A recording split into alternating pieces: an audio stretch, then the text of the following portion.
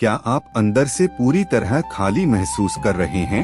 यह वह थकान नहीं है जो एक दिन आराम करने से मिट जाए। यह मन की, आत्मा की थकान है। जब आप अपनी तरफ से अपना 100% देते हैं, जब आप शून्य से शुरुआत करते हैं और अपनी मंजिल तक पहुंचने के लिए अपना सब कुछ दांव पर लगा देते हैं। चाहे आपने कम उम्र में ही अनगिनत बार असफलता का स्वाद चखा हो, चाहे आपने अपनी परीक्षाओं के लिए, अपने भविष्य के लिए रातों की नींद उड़ाई हो, चाहे आपने अपना खुद का कोई काम, कोई व्यापार खड़ा करने के लिए पाई पाई जोड़ी हो, बाजार के हर उतार चढ़ाव को झेला हो, या फिर आपने एक योद्धा की तरह जीवन के अखाड़े में खुद को शारीरिक और मानसिक रूप से झोंक दिया हो। आप बार बार गिरे और आप बार बार खून के घूंट पीकर खड़े हुए, लेकिन जब सफलता फिर भी हाथ नहीं लगती तो इंसान अंदर से टूटकर बिखर जाता है। ऐसा लगता है जैसे आप एक अंधेरी सुरंग में दौड़ रहे हैं जिसका कोई अंत नहीं है।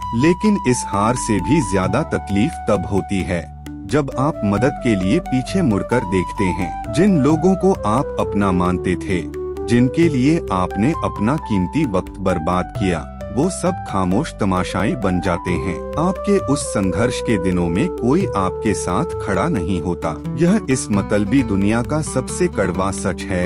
यहाँ लोग आपकी हैसियत से हाथ मिलाते हैं, आपके जज्बे से नहीं। दुनिया सिर्फ और सिर्फ आपके चमकते हुए परिणाम को पूजती है, आपके अंधेरे संघर्ष को नहीं। आज आप जिस मानसिक कुरुक्षेत्र में अकेले खड़े हैं, आज से हजारों वर्ष पहले दुनिया के सर्वश्रेष्ठ धनुर्धर अर्जुन भी ठीक उसी दोराहे पर खड़े थे। महाभारत का युद्ध शुरू होने वाला था, शंखनाद हो चुका था। अर्जुन ने भगवान श्री कृष्ण से कहा, हे अच्युत, मेरे रथ को दोनों सेनाओं के बीच में ले चलें, ताकि मैं देख सकूं कि मुझे किनसे युद्ध करना है। श्री कृष्ण ने रथ को ठीक पितामह भीष्म और गुरु द्रोणाचार्य के सामने खड़ा कर दिया।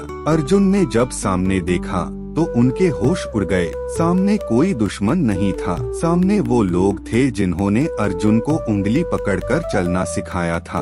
उनके अपने भाई, उनके सगे संबंधी उनके खून के प्यासे होकर खड़े थे। उस दृश्य को देखकर अर्जुन का हृदय कांप उठा। उनका शक्तिशाली धनुष गांडीव, जिसे उठाने मात्र से देवता भी भयभीत हो जाते थे, आज उनके ही पसीने से भीगे हुए हाथों से फिसलने लगा। उनका गला सूख गया। अर्जुन रथ पर बैठ गए और आंखों में आंसू भरकर बोले, हे माधव, जिनके लिए मैं यह युद्ध जीतना चाहता हूँ, जब वही मेरे खिलाफ खड़े हैं, तो इस जीत और इस राजपाट का मैं क्या करूँगा? अपनों के खून से सने हुए इस सिंहासन पर बैठने से अच्छा है कि मैं भिक्षा मांगकर जीवन बिता लूं। मैं हार मानने को तैयार हूँ। मुझे यह संघर्ष अब और नहीं चाहिए। अर्जुन की वह पीड़ा, वह धोखा, वह हार मान लेने की इच्छा आज आपकी पीड़ा है। तब जगत गुरु भगवान श्री कृष्ण ने अर्जुन को वो दिव्य ज्ञान दिया जो आज आपके जीवन का हर दर्द हमेशा के लिए खत्म कर सकता है। श्री कृष्ण ने मुस्कुराते हुए नहीं,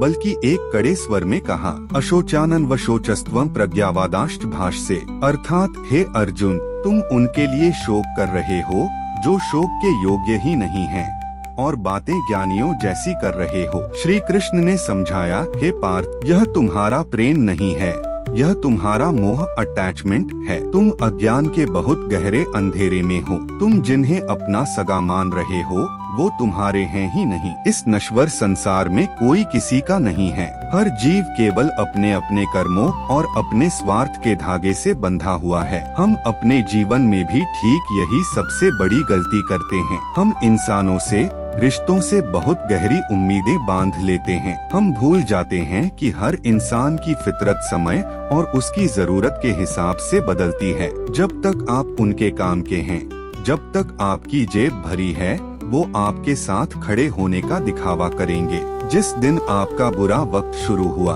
उनकी असलियत, उनका असली चेहरा आपके सामने आ जाएगा। अगर आज दुनिया ने आपका साथ छोड़ दिया है, तो रोना बंद कीजिए। यह आपकी बदकिस्मती नहीं है, बल्कि यह स्वयं ईश्वर की एक बहुत बड़ी योजना है। परमात्मा कभी कभी आपको हर इंसान से, हर रिश्ते से इसलिए दूर कर देता है ताकि आप यह समझ सकें कि आपको असल में किसी सहारे की जरूरत ही नहीं थी। भगवान आपके जीवन से उन झूठे और मतलबी लोगों को हटा रहे हैं जो आपकी आने वाली उस बड़ी सफलता के लायक ही नहीं हैं। सोने गोल्ड को कुंदन बनने के लिए भयंकर आग से गुजरना पड़ता है। आपकी असफलताएं, आपका बार बार गिरना, लोगों का आपको धोखा देना, यह सब उसी आग का हिस्सा है। जब इंसान चारों तरफ से हार जाता है, जब उसे बाहर कोई रास्ता नजर नहीं आता, केवल तभी वह अपने भीतर झांकता है। केवल तभी वह अपनी असली ताकत को पहचानता है।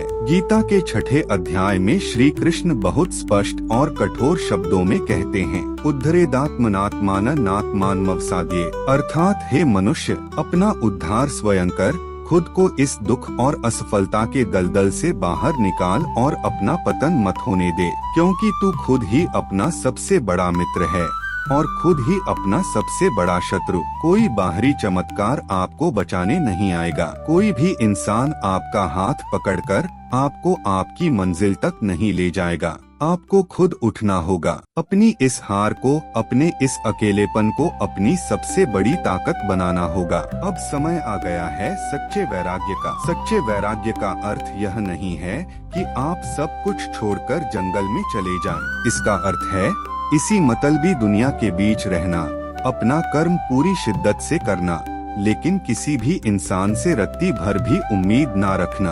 अपने जीवन में एक स्थायी फिल्टर लगा लीजिए। इस स्वार्थी दुनिया की झूठी आवाजों, तानों और धोखों को हमेशा के लिए फिल्टर कर दीजिए। अपना पूरा ध्यान सिर्फ और सिर्फ अपने कर्म पर लगाइए। जो लोग आज आपको छोड़कर गए हैं, कल जब आप अपनी मेहनत से शिखर पर पहुंचेंगे तो वो वापस लौट कर आएंगे, लेकिन तब तक आप अंदर से इतने मजबूत हो चुके होंगे कि उनके आने या जाने से आपको कोई फर्क नहीं पड़ेगा। उठिए, अपना कर्म योग फिर से शुरू कीजिए, बिना फल की चिंता किए, बिना लोगों की परवाह किए। आप इस लड़ाई में अकेले नहीं हैं। इस पूरे ब्रह्मांड के रचयिता स्वयं श्री कृष्ण आपके सारथी बनकर आपके साथ खड़े हैं। जब स्वयं नारायण आपके साथ हैं, तो आपको इस मतलबी दुनिया की क्या आवश्यकता। अगर श्री कृष्ण के इन शब्दों ने आपके भीतर एक नई ऊर्जा, एक नई उम्मीद जगाई है, तो अपनी सारी निराशा को आज यहीं छोड़ दीजिए।